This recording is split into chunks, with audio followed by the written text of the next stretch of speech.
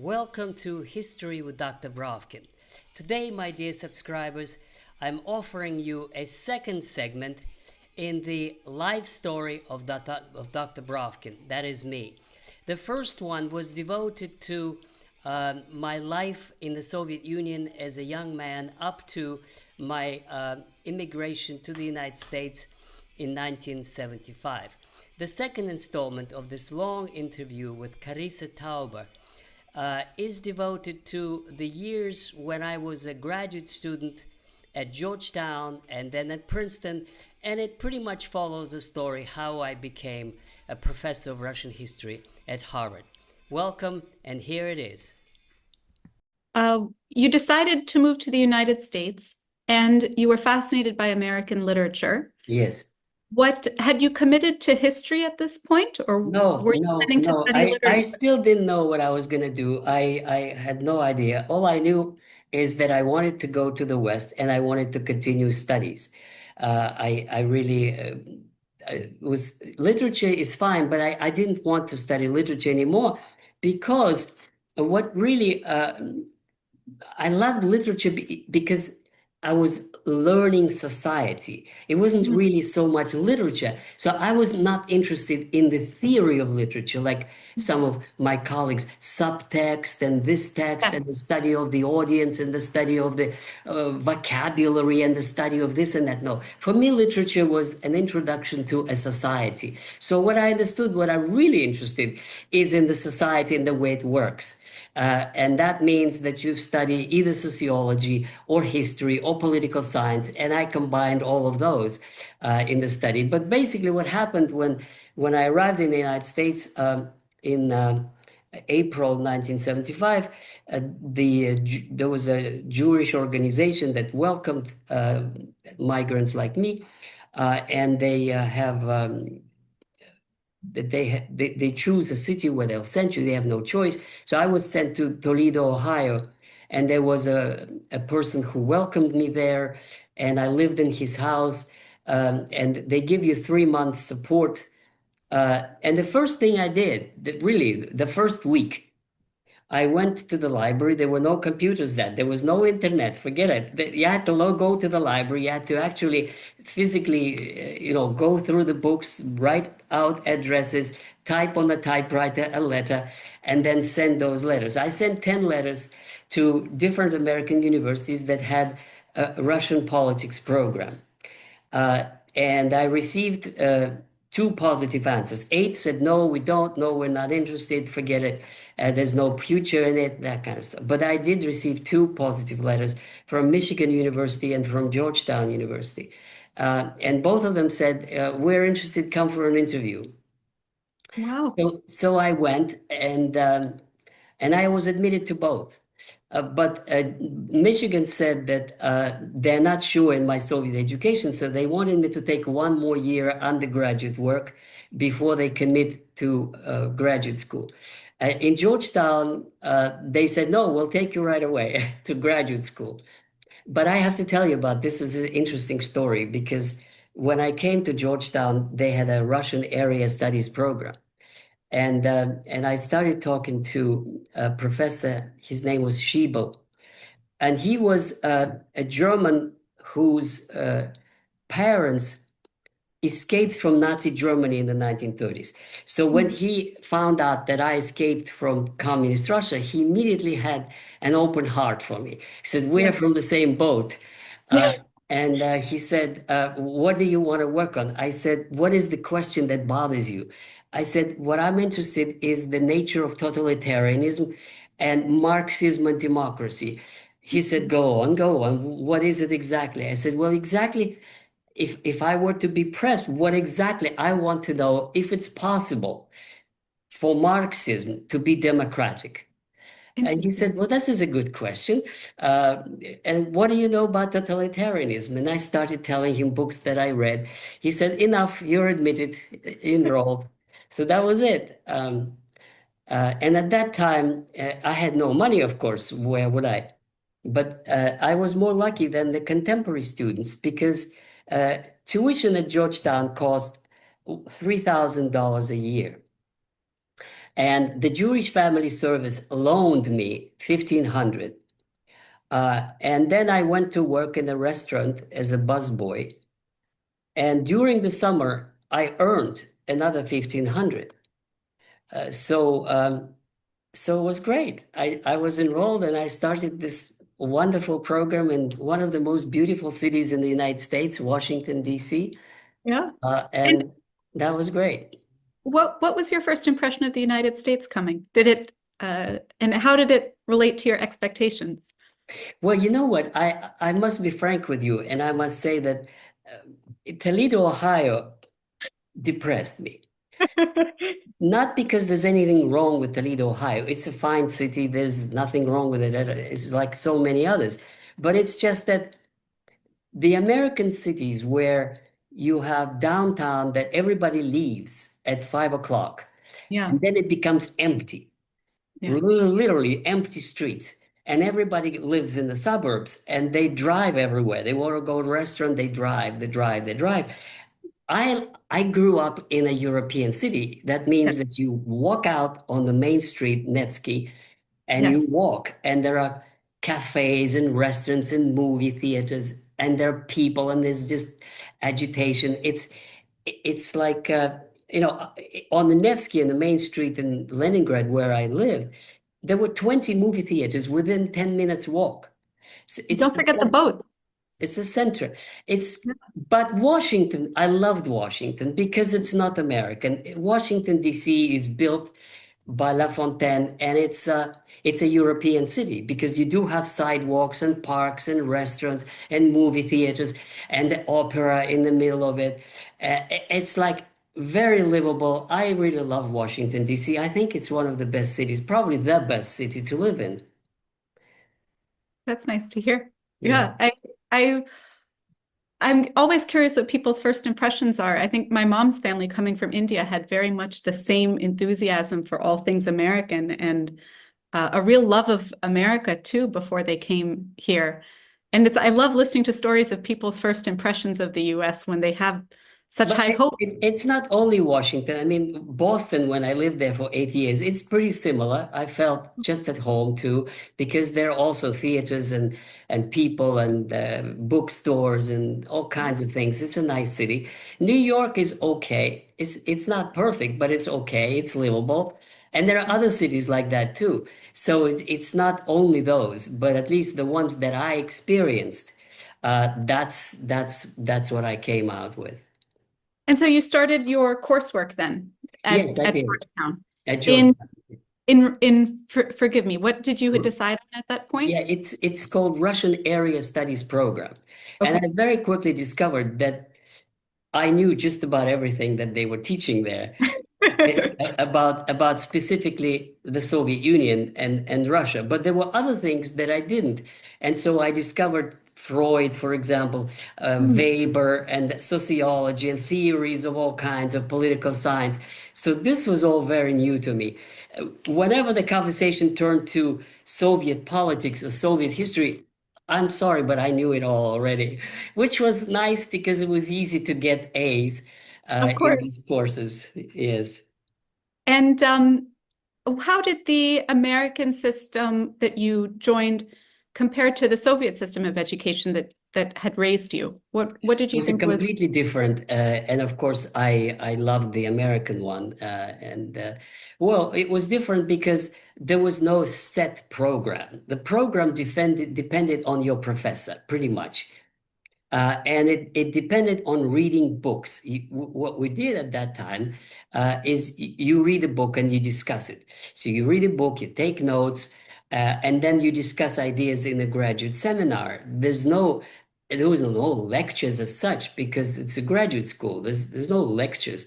There's a seminar, and that means you read, you come, you discuss ideas, and that's wonderful. It's the best thing there is. You just discuss ideas, and if there are things you don't understand, you say, well, what about that particular issue?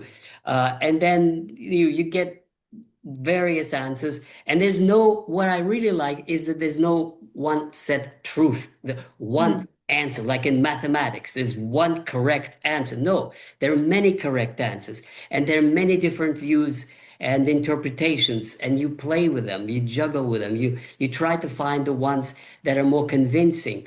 And then it teaches you tolerance because you have to respect other people's point of view. And before you criticize, you have to reproduce honestly and perfectly well the other person's point of view in such a way that the other person wouldn't object, that he said, yes, that is what I meant. And then you can criticize what you find objectionable or otherwise. So I absolutely love this approach. And I did well. The next year, they gave me a scholarship, so I didn't have to pay anything. Uh, and then I was even more lucky because I was really so lucky. One thing that Georgetown did was they had these work study programs, and I signed up for it. And they sent me, of all places, as a student's job, a part-time student work study program, to a place called Woodrow Wilson Center for International Studies. And within it, there's a Kennan Institute for Advanced Russian Studies, which still exists, and it was the center for the study of the Soviet Union in the United States. And I wound up there as a research assistant. So that means that within a short time, I got to meet the top scholars in the field. And that was fantastic because I could hear what they were saying and what they were researching as being their research assistant. And at that time, there was some friendships formed for life. I mean, there were some professors who I got to know there that really stayed friends for decades to come. So this was very good. But one of them said, "Well, you're close to finishing Georgetown's 2-year program. What do you want to do next?" And I said, I don't know. I have no idea what I'm going to do next. I still haven't thought about it. Maybe I'll look for a job somewhere. You know, there are typical career pattern is after Georgetown is U.S. government. So people Sure. go into congressional service or to the congressional research service, or they go to work for a congressman or whatever. So there are all these DC foundations and think tanks. And so this professor told me, he said, why don't you apply to go for PhD? And I said, me for PhD? Who am I to go to a PhD? I didn't think highly of myself. I thought I'm just, a boy from a provincial uh, sort of communist country. But anyway, he said, no, no, you're good. You can do it. And so he encouraged me to apply. And I did to applied to Columbia University and to Princeton, and I was admitted to both. Oh, Yeah, that was great. Yeah, and I went to Columbia, I went to Princeton, and in Princeton I met Professor Stephen Cohen, who died in sure. 2018, It's and quite a we loss. immediately struck, immediately, just like in 5 minutes, we were best friends for life. And he said, what do you want to work on? And I said, well, Russian Marxism. And he had written a book on Bukharin, who was a reformist communist in revolutionary Russia. He said, that's a great idea. Let's go for it. Uh, and so after that conversation, he said, we'll work together. And I admitted, and I accepted Princeton's offer, which was a very good offer. Princeton generally has a policy of uh, the undergraduates pay, the graduates don't. So Mm. if you're admitted to graduate school in Princeton, you don't have to worry about money. It's taken care of for the next 4 years. So you have a stipend, you have a place to live, your food program is covered. All you have to do is go to the library and attend classes and do a good job with your dissertation. So this was again a fantastic time, probably, I don't know, maybe one of the best in my life. 2 years at Princeton, because we just went to the library, and then we went to the bar. The graduate college had a bar, all legal. There was beer for 5 cents. And every night we would have endless conversations about all kinds of things. And it was not just history or politics. We had a great group of people. There were architects and physicists and chemists and all kinds of people, and we would just kind of all hang together, and they would be telling their research, It was a wonderful community, 1,000 graduate students from the rest of the world, Wow. from all over, and very international, very cosmopolitan, and great enrichment of our different subjects and fields. So it was a fantastic time. I still reminisce about it. Yeah, that was Princeton. But then when the second 2 years at Princeton, you're supposed to go in your field and do research and dissertation. And Uh-huh. I couldn't go to the Soviet Union because some of the American ones holding American passports could. And they did go to the Soviet Union to do their research, but I couldn't because I was from the Soviet Union, so they would never allow me to come at that time. Mm. So I chose to go to Germany, to the Institute of Russian History in Germany. And this was also a great experience. I learned German while being there. I did research in German libraries, and I really had a taste of life in Western Germany. One of our tours was to Berlin, and I remember seeing the wall, all expenses paid by the German government. It was a great time too, and I wrote my dissertation there under the supervision of this German professor. And he was the one that I owe great gratitude. And so, because he was the one who told me that I could do it. You see, Mm. young people are very insecure. So was I. I had no idea that I could write a book. To me, writing a book was something that only very famous people could do. But he said, one thing at a time, one chapter after another. And I'll never forget how I gave him, with trembling hands, my first chapter, and how he looked at it with his serious face and said, "Oh, that's pretty good." And Wow. I thought, oh, okay, finally. And what was this book about? Well, this is the answer to my question, which I told you already about democracy and Marxism. Ah. And that the Mensheviks were Russian Marxists who were for democracy. And they were staunch opponents of the Bolsheviks, who were known as communists. And they had a struggle for many years and wrote many articles. And in the revolution, they opposed the communist regime as socialists. So my first book was about that. It's called The Mensheviks After October, which means the Menshevik opposition to the Bolshevik dictatorship in Russia. For Western audience, the only person who comes close to these ideas that is known in the West is Rosa Luxemburg.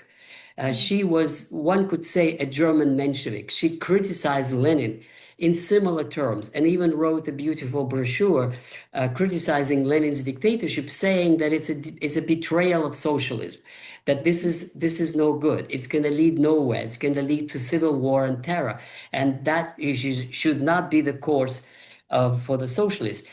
So that was my first book, my first dissertation that later became a book. Hmm. So tell me a little bit, Dr. Brovkin, of how you were received in academia when you were starting out. What were some of the questions people had for this young man just coming from the Soviet Union? And how did it, what were you surprised or either pleasantly or unpleasantly so by some of Well, these I early was interactions? I was a novelty for most people. They never met anybody from the Right. Soviet Union, and they were all very surprised. Um, the wires are over there. I'm sorry, I just has to connect my computer. Oh, that's Um, okay. yes, yeah, a lot of people were very curious, but as I told you before, the young people in the graduate school, there was no difference for them. I was from the Soviet Union, and this one was from Belgium, and this one from Italy. We were all like one team, and they had absolutely no different attitude to me than to anybody else from any other country. It was very open, very friendly atmosphere. As to other people, some were suspicious.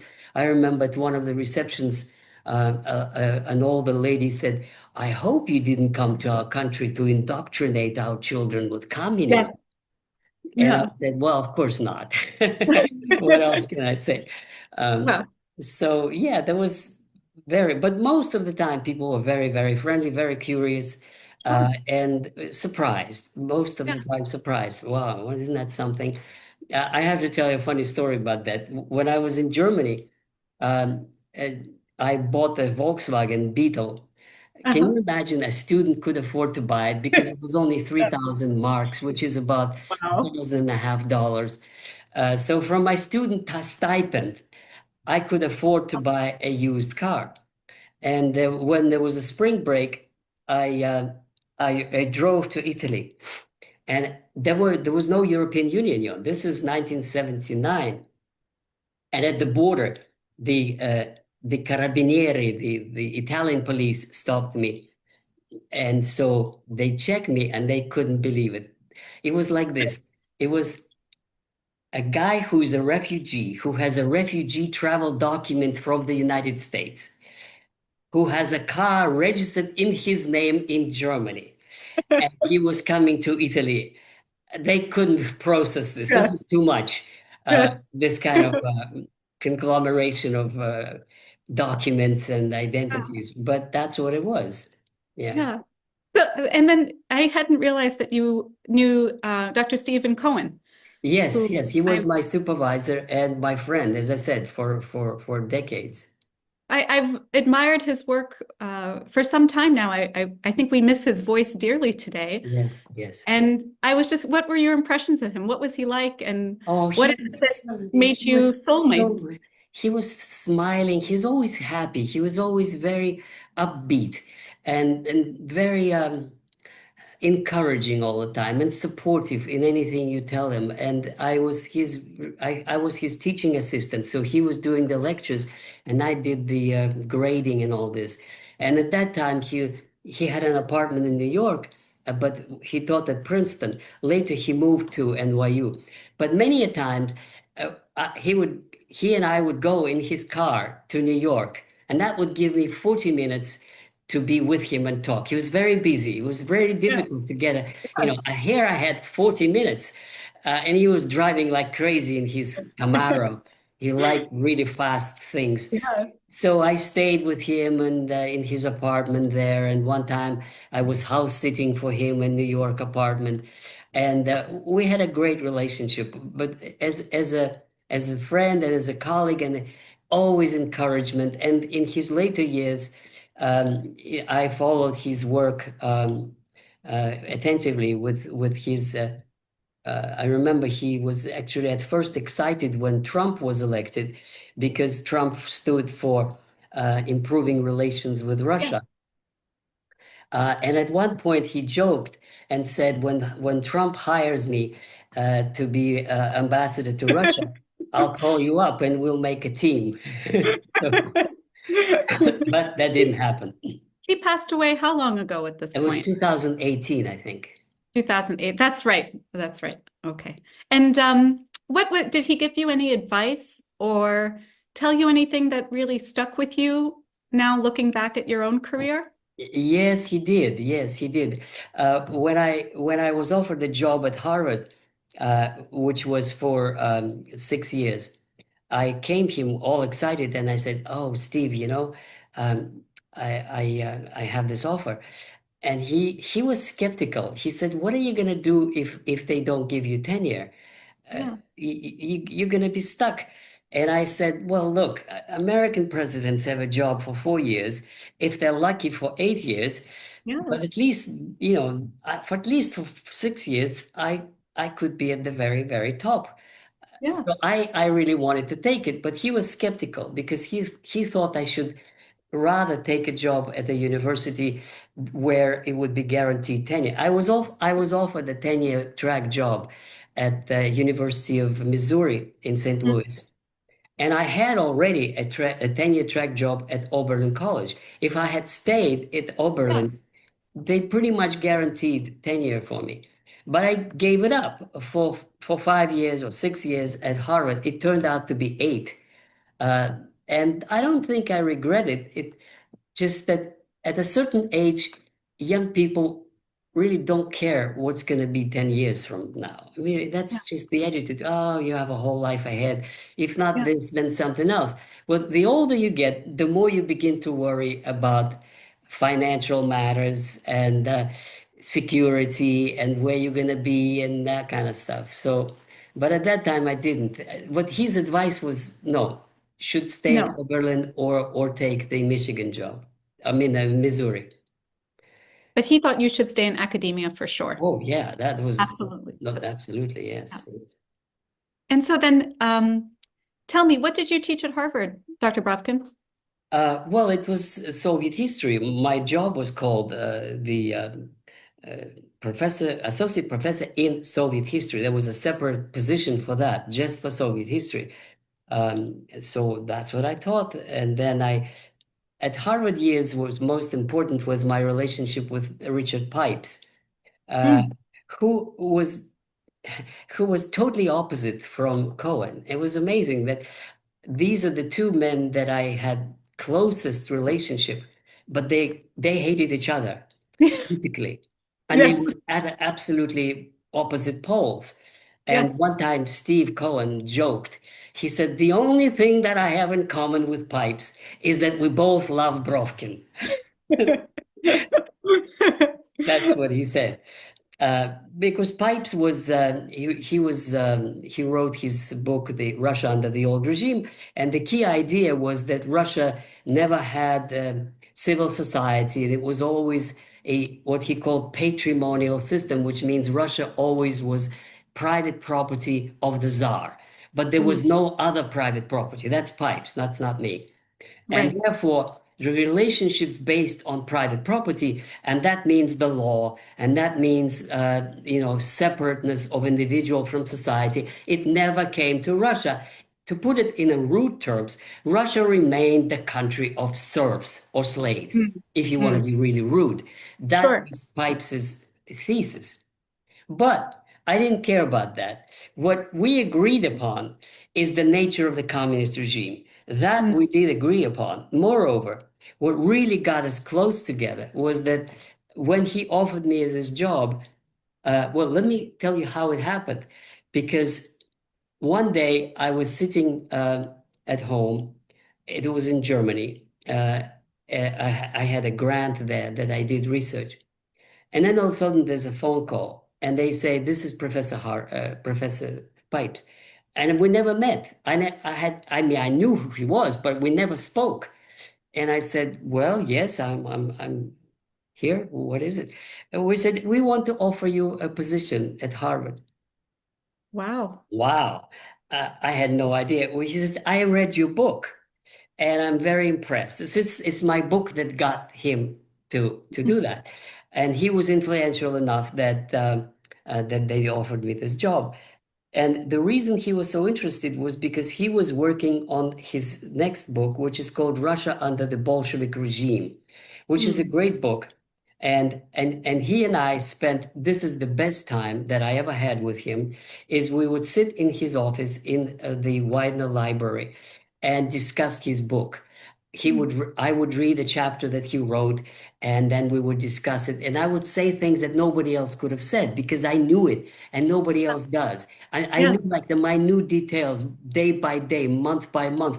In other words, I could give him the kind of critique or input that nobody else could. Well, maybe a few other people who studied the revolution day by day in such detail based on archives that I did. And I was writing a book at that time, which was called Russia After Lenin. Mm. I did that in the 90s at Harvard.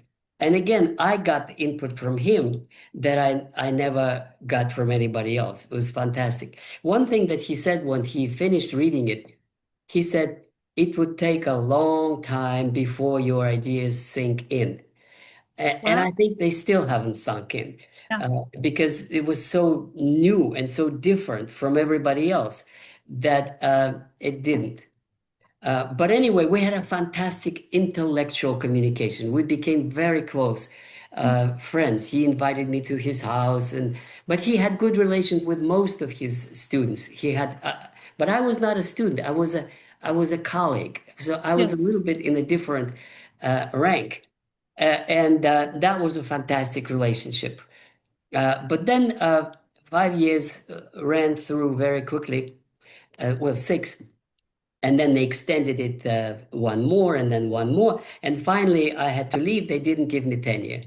Mm. And he told me that this was despite his recommendation. He was convinced that they would, but they didn't.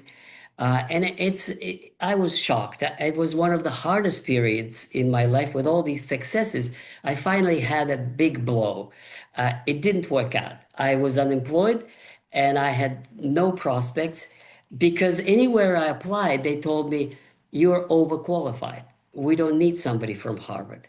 See, so that's the thing. If some people have that, well, after Harvard, you could go anywhere. No, no, no, you can't, Yeah. because they would say that's too much for us. Anyway, it was a difficult, very, very difficult period, 1997. And so, my dear subscribers, this is a logical point to make a pause, and there will be a continuation, and very shortly there will be new chapters of my life as a separate video. But here I'd like to take a minute to explain to you a little bit what it actually means, that this book and that book, and what difference does it make, and what do historians like me try to prove or show or reveal in these books. Just very briefly, I mentioned that my first book was called The Mensheviks After October: Socialist Opposition and the Dilemma of Soviet Power. The reason that I thought it was important is that I tried to see what really happened in the first year of the revolution. And my discovery was, of course, a true historian doesn't have any conclusions. He goes and studies the sources in the archives and tries to get as deep to the reality and to the everyday life as possible. So what I discovered was that the so-called Soviet power was actually what I called Soviet power without the Soviets, in a sense that the Bolsheviks seized power in the name of workers and peasants, in the name of people's democracy and creating the power of the councils, workers and peasants councils. But what everybody didn't know, and what I discovered, which is in that book, is that within a few months they began to lose elections to the Soviets. And then they decided to stay and essentially turned the so-called Soviet power into a dictatorship of one party, eliminating physically, one by one, all opposition parties: the Mensheviks, the Socialist Revolutionaries, the Left Socialist Revolutionaries, and all the others. And then when even that didn't work, and there was armed resistance to their coup d'etat, they killed the Tsar and then announced the Red Terror, and were ready to kill as many as necessary, winding up with millions of casualties in this first year of the Bolshevik Revolution. So that's pretty much what my first book about. But then I couldn't stop, and I decided it's essential to continue the study. And this was my second book, and that is the one that Pipes liked so much and gave me the job at Harvard University. And that one is called Behind the Front Lines of the Civil War: Political Parties and Social Movements in Russia.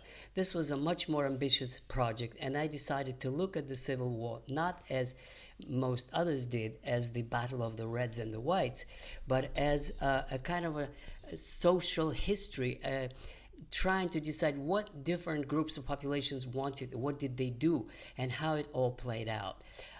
And so my most important contribution was, again, a discovery that the civil war in Russia was not not only between the Reds and the Whites, but what was by far more important was the resistance of peasants that were called the Greens.